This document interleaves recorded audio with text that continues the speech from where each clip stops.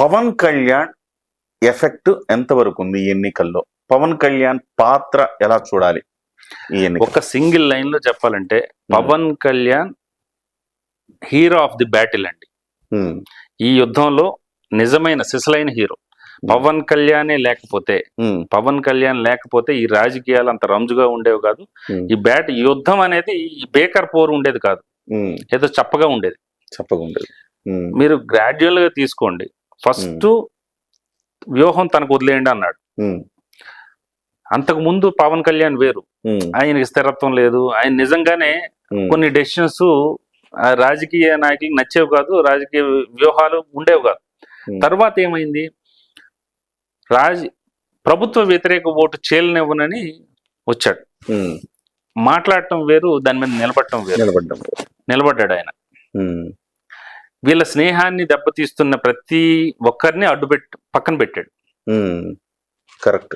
వీళ్ళ మైత్రికి ఎవరెవరైతే అడ్డొచ్చారో అందరినీ, వాళ్ళు ఎంత అత్యంత సన్నిహితులు కానీ అందరినీ పక్కన పెట్టాడు. ఎందుకు? రాష్ట్ర సంక్షేమం కోసం, రాష్ట్ర క్షేమం కోసం అని చెప్పేసి ఆయన చెప్పాడు. తర్వాత ఇదే స్నేహాన్ని ఒక పెద్ద వ్యక్తిని జైల్లో ఉంచినప్పుడు మళ్ళీ అగైన్ వీళ్ళ మైత్రి కూడా దెబ్బతింటుంది. దానికి తోడు ఒక పార్టీ బలహీనపరుస్తున్నారు. ఒక పార్టీని బలహీనపరిచినప్పుడు డెఫినెట్ గా నిలబడాలి. నిలబడకపోతే రెండు కలిసి వెళ్ళలేవు. మన బలం కూడా సరిపోదు. ఇప్పుడు ఏదైనా ఒక పెద్ద రాజకీయవేత్తను మనం కొట్టాలనుకుని వెళ్ళేటప్పుడు మన ఇద్దరం కలిసి వెళ్తే వ్యూహం అనేది అక్కడ అవుతుంది. ఆయన బంధించినప్పుడు నేరుగా వెళ్ళి, వాస్తవానికి ఆయన కూడా చెప్పాడు, ఎక్కడైనా జైల్లో ఉండే వాళ్ళని కలిస్తే బ్యాడ్ సిగ్నల్స్ వెళ్తాయి. కరెక్ట్. ఈయన కూడా ఆపాదిస్తారు. సరే ప్యాకేజ్ అంటారు. ఇవన్నీ అన్నిటికీ కూడా పక్కన పడేసి నేరుగా వెళ్ళి కలిసి బయటకు వచ్చి పొత్తు ప్రకటించాడు ఆయన.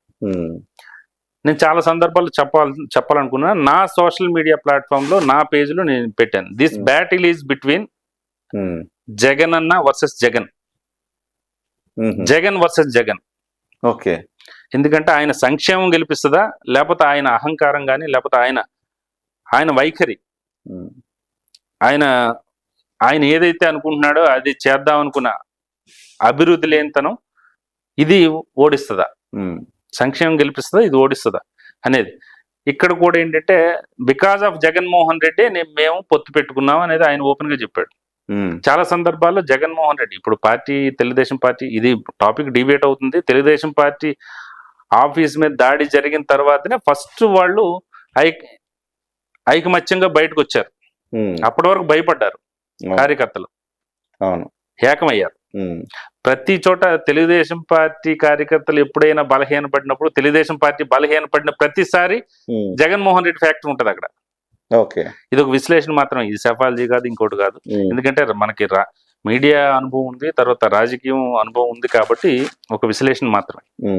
అంటే తెలుగుదేశం బలహీనపడిన ప్రతిసారి కూడా జగన్మోహన్ రెడ్డి ఏదో విధంగా, ఇప్పుడు ఒక ల్యాండ్ టైటిలింగ్ యాక్ట్ అనండి, లేకపోతే ఇంకోటి, ఇప్పుడు మళ్ళీ బలపడడానికి జగన్మోహన్ రెడ్డి చర్యలు ఉపయోగపడతారా? ఎప్పుడైతే డౌన్ అవుతుందో జగన్మోహన్ రెడ్డి చర్యల వల్ల వీళ్ళు బలపడుతున్నారు. ఓకే. మీరు ఫర్ సపోజ్ తీసుకోండి, రీసెంట్ డెవలప్మెంట్ కూడా ఆయన ఏకంగా first at a time 4,000 pension ఇచ్చేస్తాను అన్నాడు. ఆయన నేను చివరి నిమిషం వరకు నేను ఇవ్వను అంటాడు. అవును. పబ్లిక్ ఎలా చూస్తారు అప్పుడు? కరెక్ట్. మనకి ఇమీడియట్ గా ఫస్ట్ మంత్ నుంచి వచ్చేస్తుంది కదా. అంత కొంత డైవర్ట్ అయ్యే అవకాశం అయితే ఉంటుంది. పవన్ కళ్యాణ్ గారు ఆయన అరెస్ట్ అయ్యాడు. అరెస్ట్ అయినప్పుడు ఈయన మీద కేసులు ఉన్నాయి, ఈయన జైలు శిక్ష అనుభవించారు, ఆయన మీద కేసులు వచ్చినాయి, ఆయన జైలు. అప్పుడు పవన్ కళ్యాణ్ చాలా మంది అనుకున్నది ఏంటంటే, ఇద్దరు అవినీతి పరులు, నేను ఒక్కడనే స్వచ్ఛమైన వాడిని, నన్ను ఎన్నుకోండి అని జనాల్లోకి వెళ్ళుంటే పవన్ కళ్యాణ్ గారు కింగ్ అయ్యేవారు కదా, కనీసం 30 నుంచి 40 స్థానాలు ఈ ఎజెండాతో కొట్టుకోవచ్చు కదా అని చాలా మంది ఆశించారు. అవును, 30 నుంచి 40 స్థానాలు మీరు కొట్టినా కూడాను మీకు ప్రభుత్వం అయితే మీది రాదు కదా. ఓకే. జనసేన ప్రభుత్వం అయితే రాదు కదా. 175 స్థానాల్లో మీరు సంస్థాగతంగా ఇంకా బలపడలేదు, మీకు ఆర్థిక వనరులు లేవు, రాజకీయ మీకు నాయకత్వం చాలా చోట్ల లేదు.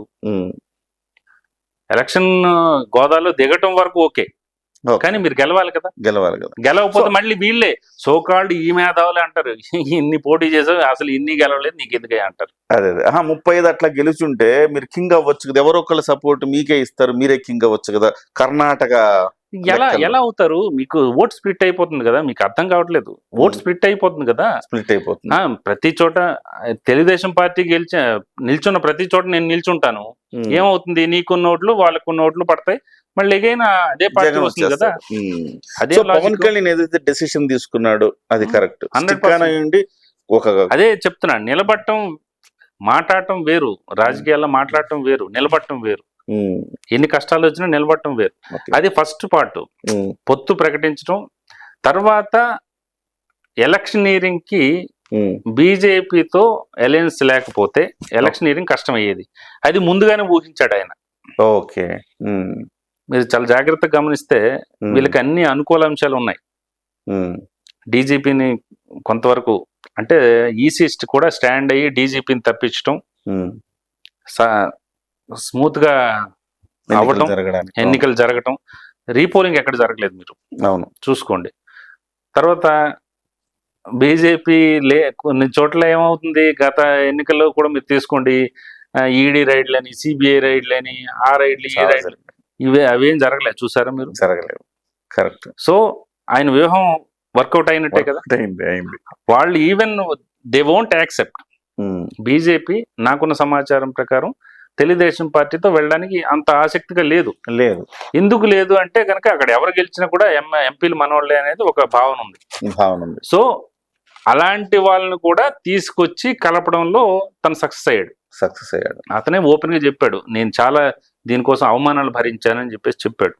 సరే, ఇదంతా రాజకీయపరమైన విశ్లేషణ, వీరికి సఫాలజీకి సంబంధం లేదు. పవన్ కళ్యాణ్ నిల్చున్నాడు, పవన్ కళ్యాణ్ కింగ్ మేకర్ అయ్యాడు, Pawan Kalyan hero of the battle అనేది గట్టిగా చెప్పొచ్చు. ఓకే, బీజేపీ విషయంలో గానీ, ఇక్కడ పొత్తు విషయంలో గానీ, బీజేపీ విషయంలో గానీ, తర్వాత నేరుగా వెళ్ళి జైల్లోకి వెళ్ళి కలవటం గానీ, జనసేన త్యాగం చేసింది. 21 సీట్లకి అంటే ఒక దశలో రగిలిపోయింది జనసేన కేడర్ మొత్తం. ఎంత రగిలిపోయినా కూడా గ్రౌండ్ తెలియకుండా ఎంత రగిలిపోయినా కూడా అనవసరం. మీకు గట్టిగా ఒక 150,000 ఓట్లు తీసుకురాగలిగిన నాయకులు చూపించండి మీరు. కరెక్ట్. నేనంటే ఖర్చుతో కూడుకున్న వ్యవహారం. అలాంటి సిచ్యువేషన్ లో కూడా నిలబడ్డాడు అంటున్నా పవన్ కళ్యాణ్. ఆయన నిలబడ్డాడు. ఇప్పుడు మిగిలిన వాళ్ళు అందరూ చాలా విమర్శలు చేస్తారు, కానీ 150,000 ఓట్లు తీసుకురావడం, లేకపోతే ఖర్చు పెట్టడం, వీటన్నిటికీ ఎవడు ముందుకు రాడు. సోకాల్డ్ మేధావులు, విశ్లేషణలు ఇవన్నీ బాగానే ఉంటాయి, కానీ రాదు, జరగదు. ఓకే. ప్రతి చోట ఆయన నిలబడ్డాడు, త్యాగం చేశాడు. సార్, ఆయన మీద తెలుగుదేశం సెక్టర్ లో కూడా ఆయన మీద ఒక సానుభూతి లేకపోతే ఒక పాజిటివిటీ పెరగడం వల్ల ట్రాన్స్ఫర్ అది ఈజీగా జరిగింది. మీకు అదే చెప్తున్నాను, నెల్లిమర్లలో జరిగింది.